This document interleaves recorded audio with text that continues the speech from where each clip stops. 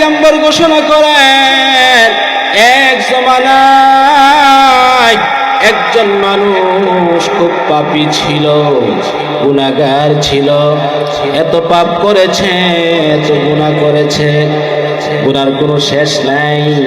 আমার ভাইরা বন্ধুরা, ওই লোকটা মৃত্যুর সময় তার সন্তানদেরকে ডাক দিয়ে আনলো। সন্তানদেরকে ডেকে বলে, রে আমার সন্তানেরা, আমি কেমন পিতা বলো দেখি, দুনিয়াতে আমি তোমাদের নিকট কেমন পিতা ছিলাম? সন্তানরা বলতেছে, আপনি আমাদের জন্য একজন উত্তম পিতা। এবার লোকটা বলে, আমার সন্তানেরা রে, আমি তোমাদেরকে একটা ওসিয়ত করে যাই, পালন করবা কিনা? বলে, হ্যাঁ হ্যাঁ আব্বাজি, অবশ্যই আমরা পালন করব। কি ওসিয়ত? লোকটা ডাক দিয়ে বলে, যে আমার সন্তানেরা, আমার মৃত্যুর পরে আমার লাশকে গোসল দিয়ে কাফন পরিয়ে জানাজার নামাজ কমপ্লিট করে দাফন করবে না, খবরদার। কি করব? লাশটাকে তোমরা আগুন দিয়ে জ্বালিয়ে দিবে, জ্বালিয়ে দিবে। হায় হায়, এটা আবার কি ওসিয়ত? বলে, হ্যাঁ এটাই আমার ওসিয়ত, এটাই আমার নসিহত। আমার সন্তানেরা, আমার মৃত্যুর পরে আমার লাশ দাফন না করে আগুন দিয়ে তোমরা জ্বালিয়ে দিবে, ছাইগুলো সংরক্ষণ করবে। যখন কাল বৈশাখীর ঝড় আসবে, তুফান আসবে, ছাইগুলোকে তুফানের ভিতরে উড়িয়ে দিবে। সন্তানরা আশ্চর্য হয়ে গেল, আব্বাজি এটা আবার কেমন ওসিয়ত? বলে, হ্যাঁ এটাই করবে, কারণ আমি এমন গুনাহ করেছি, এমন অন্যায় করেছি, মহান আল্লাহ যদি আমাকে পান, এমন শাস্তি দিবে, শাস্তি আমি সহ্য করতে পারবো না, সহ্য করতে পারবো না। আমার সন্তানেরা রে, আমার মৃত্যুর পরে আমার ওসিয়তখানা তোমরা গ্রহণ করতে হবে, কার্যকর করতে হবে। আমার ভাইয়েরা বন্ধুরা, পিতা ওসিয়ত করে দুনিয়া থেকে চিরবিদায় হয়ে গেল। এবার সন্তানেরা ওই লাশটাকে গোসল দিয়ে কাফন পরিয়ে জানাজা কমপ্লিট করে আগুন দিয়ে লাশটাকে পুড়িয়ে দিল, ছাইগুলো হেফাজত করে রাখলো। বুখারীর riwayat। আমার ভাইরা বন্ধুরা, কাল বৈশাখীর ঝড় যখন আসলো, ওই ছাইগুলোকে জ্বরের ভিতরে পুড়িয়ে দিল। কিছু অংশ চলে গেছে পানিতে, কিছু অংশ বাতাসে, কিছু অংশ চলে গেছে মাঠের ভিতরে, কিছু অংশ কোনো পাত্তা নাই, পাত্তা নাই, কোথায় চলে গিয়েছে। লোকটার অস্তিত্ব বিলীন হয়ে গেছে, তার কোনো অস্তিত্ব দুনিয়াতে নাই। আল্লাহ দেখতেছেন, কথা কই না, দেখতেছেন? আপনাদের আওয়াজ তো মনে হয় দুর্বল। নারায়ে তাকবীর, নারায়ে রিসালাত। এটা পেলে আমার ঝামেলা হবে। আল্লাহ পাকে মাহফিল কবুল করুক, জোরে আমিন বলেন। মাদ্রাসাকে কবুল করুক, বলেন আমিন। আমার ভাইরা বন্ধুরা,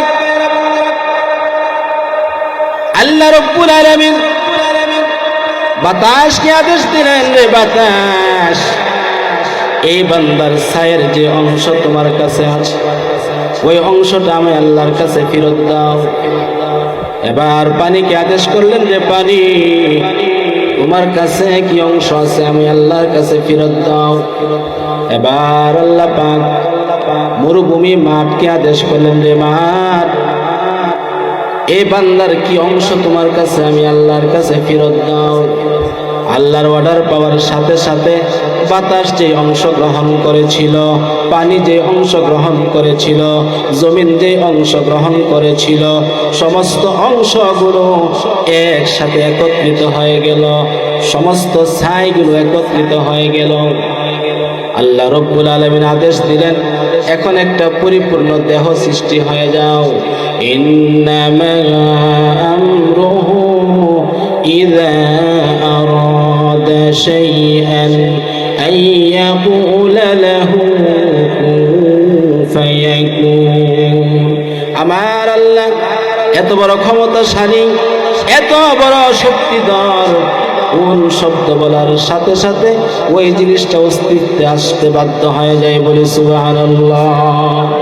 ছাইগুলো একসাথে হওয়ার পরে আল্লাহ রাব্বুল আলামিন আদেশ করলেন, এবার একটা দেহ হয়ে যাও। পরিপূর্ণ একটা দেহ হয়ে গেল। আল্লাহ পাক আদেশ করলেন, রূহ কোথায় রে? তাড়াতাড়ি তার ভিতরে প্রবেশ কর। আল্লাহর আদেশ পাওয়ার পরে রূহ এখন সেই দেহের ভিতরে প্রবেশ করে ফেলল। রূহ যখন শরীরের ভিতরে আসলো, তখন সাথে সাথে ওই লোকটা জীবিত হয়ে আল্লাহর সামনে দাঁড়িয়ে গেল। আল্লাহ কই কি খবর? এই কাজটা কেন করলাম? এমন কাজ কি কোনো মানুষে করে?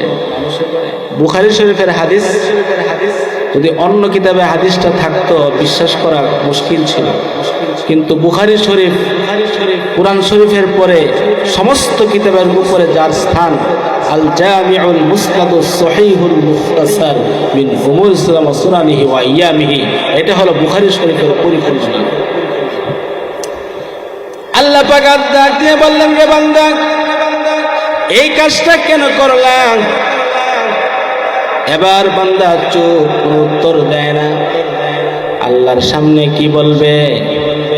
কিছুক্ষণ চুপ থাকার পরে বলতেছে, গো আল্লাহ, আপনি জানেন না আমি কি কারণে এই কাজটা করেছি। আল্লাহ গো, এই কাজটা আমি করেছি আপনার ভয়ে, আপনার শাস্তির ভয়ে, আযাবের ভয়ে আমি এই কাজটি করতে বাধ্য হয়েছি। আমার আল্লাহ ডাক দিয়ে বলে, বান্দা রে রে আমার বান্দা, তোর ভিতরে আমার এত ভয়, এত ভয়, এত ভয়, যার কারণে এত বড় একটা কাজ করতে পারলি রে বান্দা। যা রে বান্দা যা, এই কাজটার উসিলায় আমি আল্লাহ তোর জীবনের সমস্ত গুনাহ ক্ষমা করে তোকে মাফ করে দিলাম। আল্লাহর ভয় অন্তরের ভিতরে থাকলে এটা ক্ষমার জরিয়া হয়ে যায়, এটা ক্ষমার উপযুক্ত হয়।